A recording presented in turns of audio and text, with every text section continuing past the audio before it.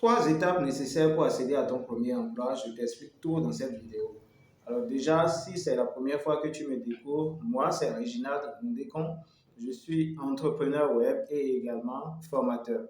Alors, ce que nous allons essayer de faire dans cette vidéo, c'est de t'expliquer comment toi-même tu peux arriver à accéder à ton premier emploi. C'est vrai, tu as eu l'occasion de déposer des dossiers dans les entreprises, de postuler à plusieurs offres d'emploi, mais personne ne t'a jamais appelé, simplement parce que tu n'es pas encore suffisamment positionné pour pouvoir accéder à ton premier emploi. Alors, je t'explique tout dans cette vidéo, mais avant de continuer, je t'invite déjà à t'abonner à la chaîne parce que sur cette chaîne, nous parlons de tout ce qui est employabilité, d'insertion professionnelle, des opportunités dans le numérique parce que c'est grâce à tout cela que tu pourras aujourd'hui te démarquer et de pouvoir t'insérer professionnellement et assurer ta liberté financière. Alors, la première étape, c'est quoi? Il est important pour chaque personne de savoir ses forces et faiblesses. Alors, se connaître soi-même, c'est vraiment important. Ça vous permet de vous démarquer, de savoir où je peux aller, où je ne peux pas aller. Parce que beaucoup de personnes ont la prétention d'aller là où ils ne peuvent pas aller parce qu'ils n'ont pas les compétences, ils n'ont pas le savoir-faire, ou bien intrinsèquement déjà, ils ne sont pas capables d'aller à cet endroit-là. Donc, première étape, c'est de te connaître toi-même. Et l'exercice que moi je propose par rapport à ça, c'est de faire l'inventaire de tes forces et faiblesses. Moi, par exemple, moi, je suis dans le secteur du numérique et quand j'ai étudié l'informatique, je me suis dit, moi, je me spécialise dans la programmation. Je ne peux pas faire la maintenance parce que physiquement, je ne me sens pas prêt à dévisser un ordinateur à faire de la maintenance. Ça, par exemple, c'est une faiblesse.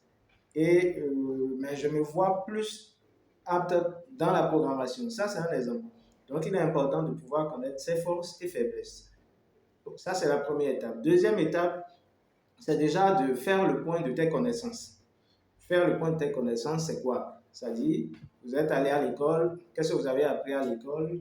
En quoi est-ce que vous avez étudié? Qu'est-ce que vous savez faire?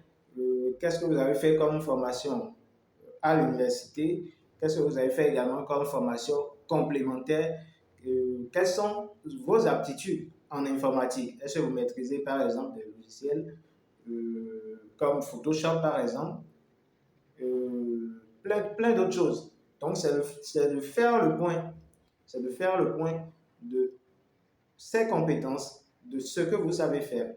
Et à partir de ce moment, vous pouvez maintenant passer à la troisième étape qui est de retracer tout ce que je viens de dire. Cette deuxième étape sous forme de papier sur un document qu'on appelle un CV. Alors, concevoir un CV aujourd'hui requiert des compétences également et nous sommes spécialisés dans ce domaine pour vous accompagner dans la rédaction de CV. Mais c'est globalement cette dernière étape qui va vous permettre en fait d'être compétitif. À partir du moment où vous rédigez un CV qui est clair, qui dit clairement qui vous êtes, qui montre clairement ce que vous savez faire, qui montre vos capacités, alors là, vous êtes sur le point de pouvoir aller maintenant sur le marché de l'emploi. Alors, je vois beaucoup de personnes, par exemple, qui mettent sur leur CV, je suis en année de licence. Cela veut dire que vous n'avez pas encore la licence. Vous êtes en année de licence, mais vous n'avez pas la licence. Donc, cela veut dire que vous ne pouvez pas postuler à un poste de niveau Bac plus 3, par exemple. C'est lorsque vous avez fini votre licence que vous êtes capable maintenant de pouvoir postuler à des offres d'emploi de niveau Bac plus 3. Parce que, en fait, le recruteur ne recherche pas quelqu'un qui, en fait, qui a une compétence d'à peu près. Vous voyez, si on demande un Bac plus 3, si vous n'avez pas fini votre formation, alors c'est inutile de postuler. Vous voyez, donc, c'est un ensemble de choses qu'il faut bien tenir compte pour pouvoir être capable, en fait, de se former, de pouvoir s'insérer. Et je vais revenir dans une autre vidéo, je vais expliquer les 3 secrets pour un CV gagnant. Donc, déjà en entendant, si vous avez éventuellement des questions par rapport à tout ceci, n'hésitez pas à laisser un commentaire, liker, partager et abonne-toi à la page. Merci.